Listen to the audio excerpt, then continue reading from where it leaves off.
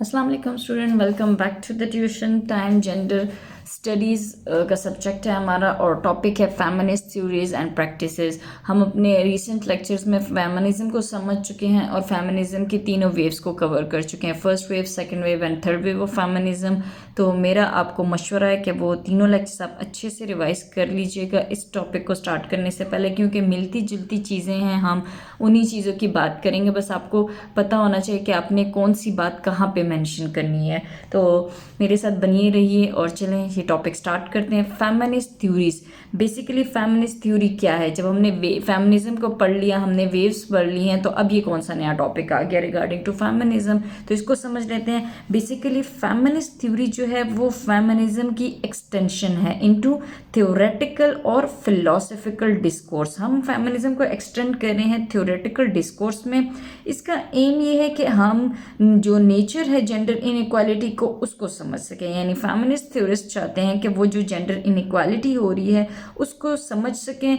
इसके लिए वो औरतों के जो सोशल रोल्स हैं, एक्सपीरियंसेस हैं, इंटरेस्ट्स हैं, या जो हाउस चोर्स वगैरह हैं, या फेमिनिस्ट पॉलिटिक्स जो है वैरायटी ऑफ फील्ड्स में, उसको एग्जामाइन करें किन कुछ सब्जेक्ट की हेल्प लेते हुए, यानी एंथ्रोपोलॉजी में जाके करें, सोशियोलॉजी में, कम्युनिकेशन में, साइको एनालिसिस में, होम इकोनॉमिक्स में, लिटरेचर, एजुकेशन और फिलोसफी, इन सब्जेक्ट्स की मदद लेते हुए इस वुमेंस के इन सारे हालात को एग्जामाइन करें और फिर फोकस करें कि किस तरीके से जो जेंडर इनइक्वालिटी है वो आ रही है। यानी उन्होंने जो सी आपकी फील्ड्स निकाली हैं कि कहाँ कहाँ पे किस तरीके से हो रही है औरतों के साथ, आप कह सकते हैं कि ज्यादती वगैरह हो रही है, तो उन्हें लगा कि डिस्क्रिमिनेशन हो रही है, ऑब्जेक्टिफिकेशन हो रही है, स्पेशली सेक्सुअल ऑब्जेक्टिफिकेशन हो रही है, ऑपरेशन हो रहा है, पैट्रियार्की है, स्टीरियोटाइपिंग है। तो इन सारे इश्यूज को वो क्या कर रहे हैं, समझने की कोशिश कर रहे हैं। तो इसके अलावा हम ये देखेंगे कि जो फेमिनिस्ट थ्योरी है वो फोकस करती है प्रमोशन ऑफ वुमेन्स राइट्स और इंटरेस्ट में। तो ये बेसिकली जो थीम्स हैं, यानी बेसिकली फेमिनिस्ट थ्योरी की थीम्स क्या हैं? Discrimination, stereotyping and objectification, operation and patriarchy. यही बातें हम अपनी बाकी लेक्चर्स में करते हैं, इसलिए मैंने यहाँ ज़्यादा मेंशन नहीं किया, लिखा नहीं है, बट मैं आपको बोल के बताऊँगी। जो चीज़ें आपको इंपॉर्टेंट लगती हैं वो आप साथ साथ अपने नोट्स में नोट डाउन करते जाएँ। तो ये बेसिकली एक इंट्रोडक्शन था कि फेमिनिस्ट थ्योरी क्या है। अब फेमिनिस्ट थ्योरी में हम पहली थ्योरी पढ़ते हैं, लिबरल फेमिनिज्म। लिबरल फेमिनिज्म क्या है? According to Rosemarie Tong, इनके मुताबिक जो लिबरल फेमिनिज्म है वो तकरीबन 18th और 19th सेंचुरीज में स्टार्ट हुई और आज तक ये चल रही है।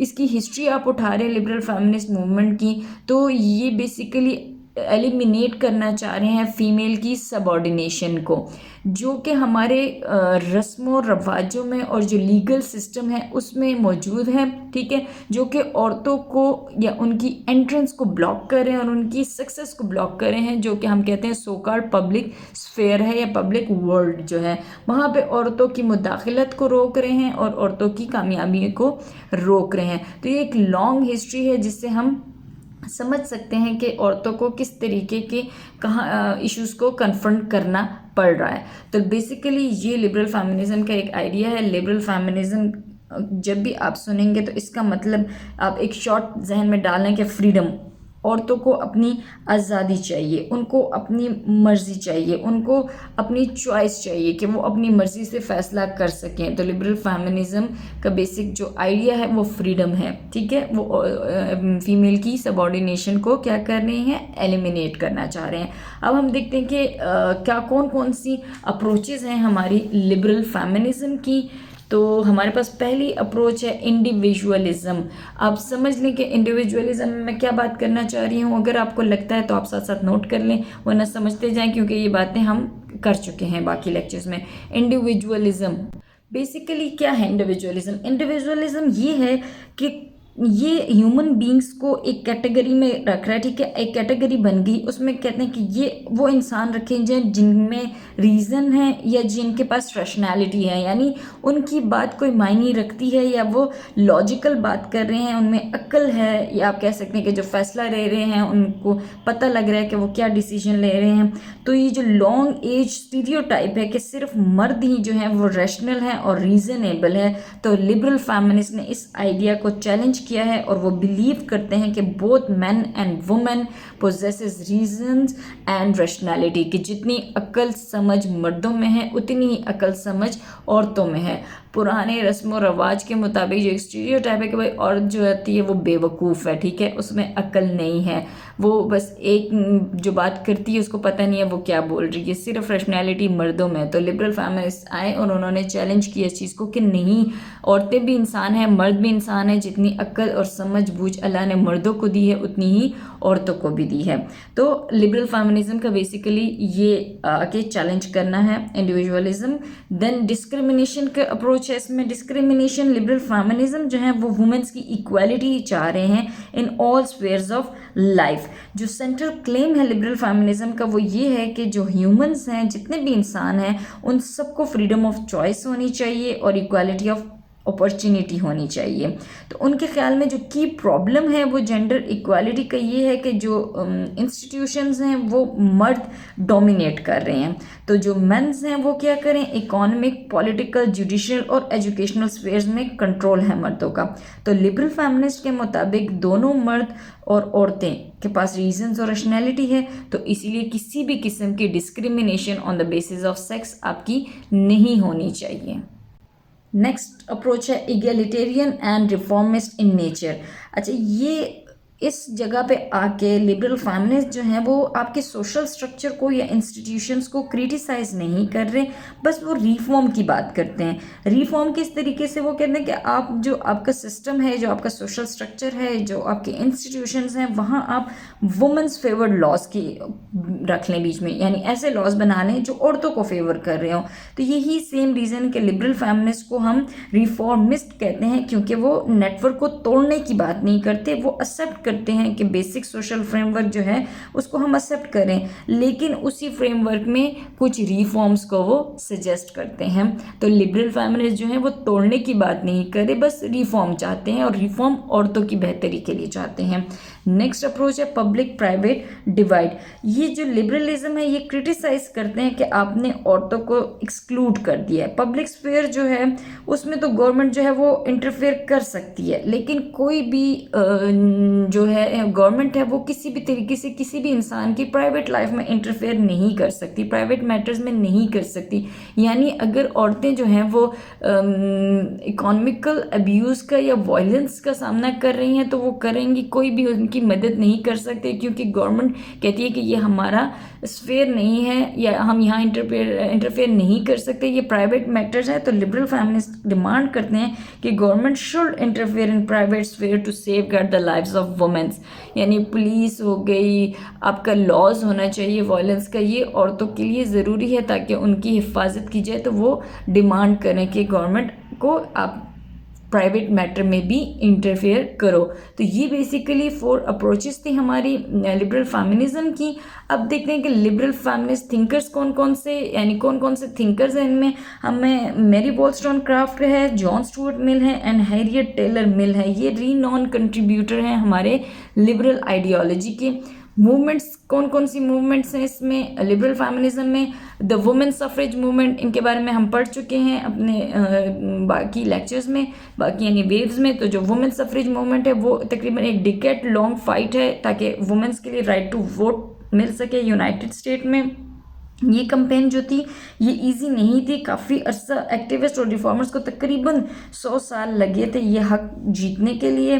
डिसएग्रीमेंट्स इस ट्रेजेडी पे आता जाता था और मूवमेंट को एक से कई दफ़ा इसने ट्रिपल किया, लेकिन अगस्त 26, 1920 में जो 19 अमेंडमेंट थी कॉन्स्टिट्यूशन की वो फाइनली रेटिफाइड हो गई, जिसमें तमाम अमेरिकन वुमेन को पहली दफ़ा मर्दों की तरह कहा गया कि हाँ ये भी सारे राइट्स और रिस्पॉन्सिबिलिटीज़ जो सिटीजनशिप्स की हैं वो डिज़र्व करती हैं। देन ऑर्गेनाइजेशंस हमारी कौन सी है इसमें, नेशनल ऑर्गेनाइजेशन फॉर वुमेन जो कि सेकेंड वेव फेमिनिस्ट ऑर्गेनाइजेशन थी जो कि 1960s में बनी थी। उन्होंने एक्शंस लिए कि औरतों को उनके जो अमेरिकन मेन स्ट्रीम सोसाइटी है वहाँ पे फ्रंट लीड मिल सके। तो 9 ऑर्गेनाइजेशन थी इस मूवमेंट की। इस ऑर्गेनाइजेशन के ज़रिए से वो औरतों के लीगल और इकोनॉमिक इक्वालिटी के लिए फ़ाइट कर रहे थे। देन गोल्स क्या हैं हमारे लिबरल फेमिनिज़म के? अच्छा, गोल्स हमारे लिबरल फेमिनिज़म के ये हैं कि एक ऐसी जस्ट और कंपैशनेट सोसाइटी हो जहाँ पे आज़ादी जो है औरतों की या इंसानों की कह ले फ्लरिश कर सके, ठीक है। इस किस्म की ही जो सोसाइटी होगी वहीं पे सिर्फ मर्द और औरतें जो हैं वो एक जैसा थ्राइव कर सकेंगी या इक्वालिटी पे ज़िंदगी गुजार सकेंगी।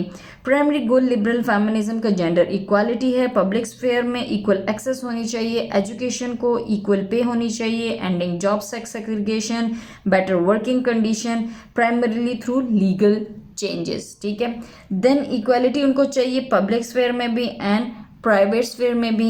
वो सब लिबरल फेमिनिस्ट जो थे वो सपोर्ट उन मैरिजेस को कर रहे हैं जिसमें इक्वल पार्टनरशिप हो। ये ना हो कि सारा आप कह सकते हैं कि भाई ये जो जेंडर रोल्स हैं कि ये काम मर्दों के हैं और ये औरतों के नहीं। इक्वालिटी होनी चाहिए, जितना हक मर्दों को होना चाहिए उतना औरतों को होना चाहिए रिगार्डिंग टू आप कह सकते हैं कि घर के काम वगैरह होगी, इक्वालिटी इसमें भी होनी चाहिए। देन जो डिसीजंस हम लेते हैं रोज़मर्रा ज़िंदगी में अपनी शादीशुदा ज़िंदगी में, उसमें सिर्फ मर्द ही का हक नहीं है फैसला करने का, औरत का भी है regarding to abortions of the baby, regarding to the divorce.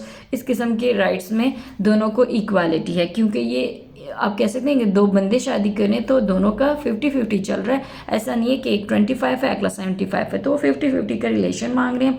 और more male involvement in child care के बच्चे पालना और पैदा करना सिर्फ औरतों का काम नहीं है, बच्चों की तरबियत और उनकी ग्रोथ में और उनकी जो केयर है उसमें मर्दों की ज़्यादा इन्वॉल्वमेंट होनी चाहिए थी, ठीक है। इसके अलावा हमने अपने बाकी लेक्चर्स में मैरी वॉलस्टोनक्रॉफ्ट की vindication of rights of movement of women के बारे में पढ़ा था। आपने उसके बारे में इसमें मेंशन कर देना है। देन हमने पढ़े थे बेटी फ्रीडन के बारे में पढ़ा था, द फेमिनिस्ट मिस्टेक, वो भी आप इसमें मेंशन कर दीजिएगा।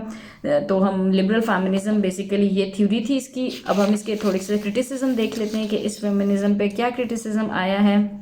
क्रिटिसिज्म इस पे यही आया कि भाई क्लास और रेस एनालिसिस इसमें नहीं की गई है, उन तरीक़ों का एनालिसिस नहीं किया गया कि जिस तरीक़ों से मर्द जो हैं वो औरतों से, औरतें जो हैं वो मर्दों से मुख्तलिफ हैं। और लिबरल फेमिनिज्म जो है वो औरतों को जज कर रही हैं या उनकी सक्सेस को जज कर रही हैं मेल स्टैंडर्ड्स को रख के सामने रखते हुए। वाइट फेमिनिज्म की बात आती है कि यानी ये वो लिबरल फेमिनिज्म है जो अज्यूम करती है कि जो इश्यूज़ वाइट वुमेन फेस कर रही है वही इश्यूज़ जो हैं वो सारी दुनिया की औरतों को हो रहे हैं इसमें, यानी वो ब्लैक वुमेन्स की बात नहीं कर रहे। और इंटरसेक्शनैलिटी आ जाती है, इंटरसेक्शनैलिटी के मतलब रेस की बात नहीं कर रहे आप। हो सकता है कि जो मिडिल क्लास की औरतों को जो प्रॉब्लम हो वो लोअर क्लास की औरतों की ज़रा डिफरेंट हो, तो आप सारी औरतों को, सारी क्लासेस को और सारी कास्ट को उठा के उनके मसलों की बात करें, ऐसे ही सबको यूनिटी में ना लाएं, ठीक है। तो ये सारी जो थी ये क्रिटिसिज्म था लिबरल फेमिनिज्म का। तो हमारा आज का टॉपिक कवर हो गया। आई होप ये आपको इजी लग रहा होगा क्योंकि हमने पहले फेमिनिज्म को और उनकी वेव्स को बहुत अच्छे से कवर किया हुआ है। तो ये वही बातें हैं, हमने जस्ट थोड़ा सा आपको ये कि समझा देना है कि कहाँ पे क्या चीज़ मेंशन करनी है आपने। तो बहुत इजी टॉपिक्स हैं, आगे हम इसको कंटिन्यू करेंगे। रेडिकल फेमिनिज्म पे जाएंगे, हम मार्क्सिस्ट फेमिनिज्म पे जाएंगे। तो हमारा फेमिनिज्म का चैप्टर जो है वो कंटिन्यू है। आप साथ साथ नोट्स बनाते जाइए और पढ़ते जाइए ताकि कहीं पे भी कोई चीज़ आपको कंफ्यूज ना करे। तब तक के लिए अपना ख्याल रखिएगा। हम आपसे मिलेंगे अपने नेक्स्ट वीडियो में। Please like share and subscribe to my YouTube channel. अल्लाह हाफिज़।